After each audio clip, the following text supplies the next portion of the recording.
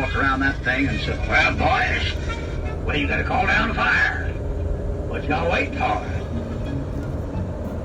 And the leading elder in charge said, "Why, anybody knows it's not proper to have a worship service before 11 o'clock.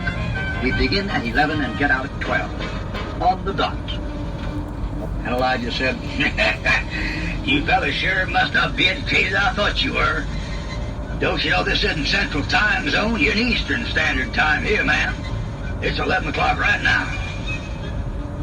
Then they all got out and looked at their watches and realized they'd been so flustered in the last 24 hours they forgot to fix up the watches.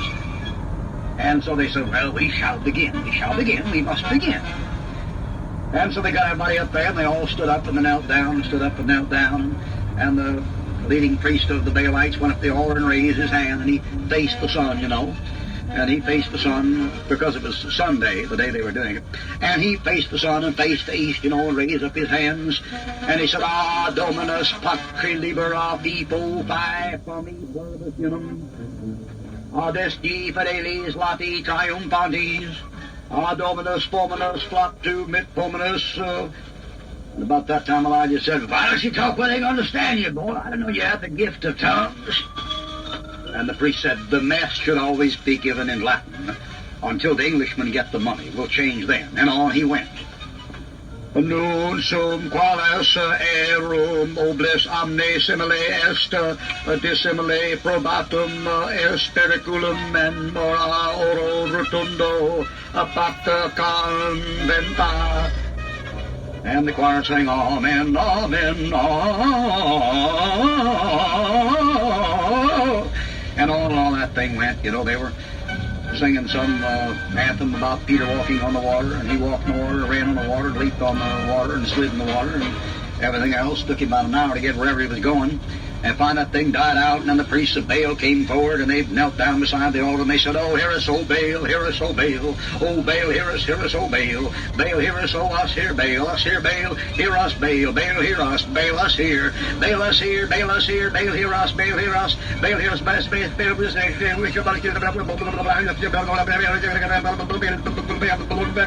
Baal, Oh, I just stood back there and laughed and said, "Sold for $400, a gentleman in a brown coat." And he wasn't making any friends.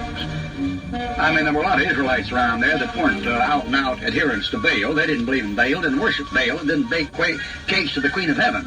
But they just couldn't stand that fellow making fun of other people's religion. You know, there are a lot of Israelites back there that still believe the Lord was God, you know, but they still believe in kind of giving Baal the benefit of a doubt, especially where their merchandise and businesses and kinfolks were kind of involved. And Elijah just didn't make many friends. He never read the books by Carnegie, and if he had read them, he wouldn't have paid any attention to them. And they stood back there, you know, and criticized him and condemned him. And one of them said, "Well, I think he's a man of God, but I mean, good night, what a way to talk about people's religion. I just don't believe in knocking people's religion." And another fellow said, "No, I don't either. I don't either. My cousin belongs to that religion, and she's the finest Christian you ever saw." One of them said, "That's right. I don't think you can condemn people just for what they believe. I mean, we're all working to get to the same place. And I don't believe in knocking folks' churches. That's all there is to it."